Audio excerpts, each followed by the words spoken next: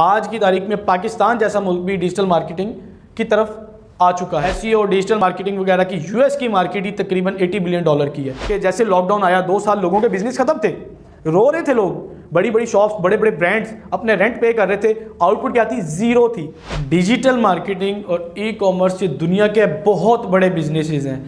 आज की तारीख में पाकिस्तान जैसा मुल्क भी डिजिटल मार्केटिंग की तरफ आ चुका है और इन फ्यूचर बहुत तेज़ी के साथ पाकिस्तान और पाकिस्तानी अवाम अपने बिज़नेस को ई कॉमर्स और डिजिटल मार्केटिंग के थ्रू एक्सटेंड करेंगे और बहुत बड़े लेवल तक लेके जाएंगे।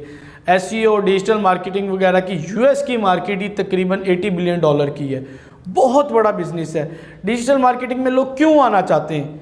क्योंकि उन्हें सहूलत चाहिए और सेल ज़्यादा चाहिए। आप फिज़िकल बिजनेस करते हैं तो आपको जितनी एफ़र्ट्स करनी पड़ती हैं उससे 50% कम एफ़र्ट्स करके आप अपनी उससे ज़्यादा सेल जनरेट कर सकते हैं। लाइक मिसाल ले लें, आप मुल्तान में हैं, मुल्तान के अंदर आपने एक गारमेंट्स की शॉप बनानी है, एक लेवल की बनाएंगे तो आप इनकम जनरेट करेंगे, अदरवाइज़ भूल जाएँ।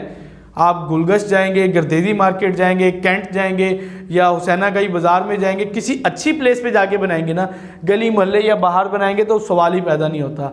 और जिस अच्छी प्लेस पे आप जाके अपनी शॉप को बनाएंगे उसके लिए मिनिमम 8, 7, 10 लाख तो आपको सिक्योरिटी डिपॉजिट जो एडवांस आपने देना है वो देना पड़ता है। उसके बाद आपको क्या करना पड़ता है? अपनी दुकान की रेनोवेशन के लिए, अपनी शॉप को लश पश के लिए आपको लाखों स्पेंड करना पड़ता है। आपको जो बल्ब्स और लाइटिंग्स हैं और जो वायरिंग का काम है वो लाखों में जाके पड़ता है।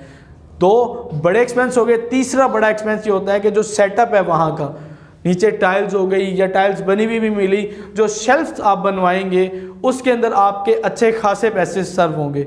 चौथा जो बड़ा एक्सपेंस है, सबसे बड़ा एक्सपेंस है, वो आपका है स्टॉक। स्टॉक आपको कितना लेना पड़ता है? लाख, 2 लाख, 3 लाख, 5 लाख, भूल जाएं। ये आपको स्टॉक बहुत ज़्यादा लेना पड़ता है कि आपने एक रैंक है नीचे से, लाइक ले लें कि 6 फुट या 7 फुट उसकी हाइट है और हर हाइट के अंदर, हर एक कॉलम के अंदर आपके 6 जो सूट आते हैं और 6 फुट में देख लें कितने आएंगे। और फिर इस तरह लेंथ में ले जाएं 20 फुट, इस तरह ले जाएं 10 फुट, इस तरह फिर ले जाएं 20 फुट, तो कितने आपके थान आएंगे सूट्स के? लाखों और करोड़ों में बात पहुंच जाती है। अगर आप यही सारा बिजनेस, फिजिकल बिजनेस को ऑनलाइन में ले आते हैं तो कितने पैसे चाहिए होंगे? कोई मुझे बता सकता है? मार्केटिंग के लिए, थोड़ा सा प्रमोशन के लिए, मैं स्टॉक भी ले लिया, मार्केटिंग भी ले ली, कितने चाहिए?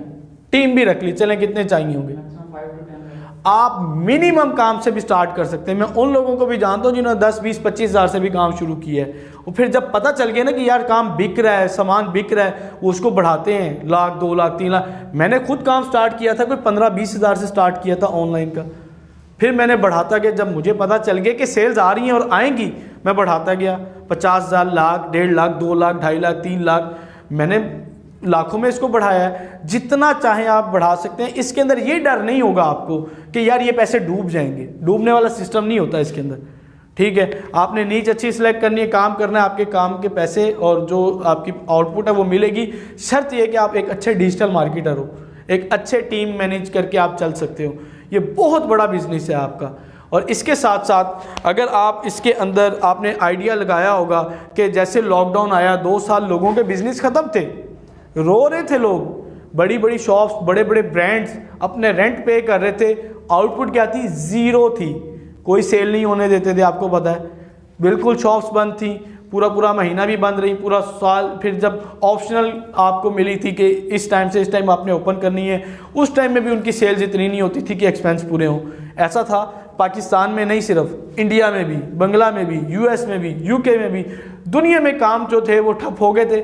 मैं ऐसे फैक्ट्री और मिल ऑनर्स को भी जानता हूँ जो बेचारे ज़ीरो हो गए लॉकडाउन के दौरान। उसके बाद उनकी हिम्मत ही नहीं बढ़ी, महंगाई के बाद भी, कि यार हम अपना बिजनेस दोबारा से बिल्ड कर लें, नहीं हिम्मत हुई। अगर यही लोग उस दौरान ऑनलाइन में आते और अपना बिजनेस करते, कुछ आगे थे, तो कितनी आउटपुट ले सकते थे? बहुत ज़्यादा ले सकते थे। 1 रुपये का भी उनका लॉस ना जाता, अपने खर्चे भी पूरे करते, आउटपुट भी लेते। लॉकडाउन के दौरान मैंने भी अल्हम्दुलिल्लाह लाखों की सेल की है लॉकडाउन के दौरान। इसके साथ साथ ये एक किस्म का एक रिपोर्ट जो आई वो वर्ल्ड रिकॉर्ड बन गया कि जिस कदर ऑनलाइन बिजनेस, ऑनलाइन सेल्स और overall online services during lockdown provide की गई हैं वर्ल्ड वाइड, वो आज से पहले कभी नहीं की गई थी। आइडिया हो गया आपको इसका कि ये है क्या, इसके अंदर कितनी पावर है। कोई भी चीज़ ऑनलाइन के बगैर रह जाए ये बहुत मुश्किल हो जाएगा आने वाले वक्त में। पाकिस्तान में देर लगेगी, बाहर तो आपको पता है हर चीज़ ऑनलाइन हो रही है, हर चीज़ आपने बार्बर शॉप पे जाना है, आपकी अपॉइंटमेंट है वो भी आप ऑनलाइन बुक करवा लेते हैं। ऐसा है, उनके हर बिज़नेस ऑनलाइन है। हमारे बड़े बड़े बिज़नेस ऑनलाइन नहीं होते, हमारी एक दुकान से दूसरी दुकान, दूसरी से तीसरी कभी होती नहीं। पाकिस्तानियों की सोच ही ऐसी है, भाई आप एक शॉप किए, ब्रांच 2, ब्रांच 3, ब्रांड 1, फिर उसकी फ्रेंचाइजीज आगे लॉन्च करें, कभी भी नहीं करते।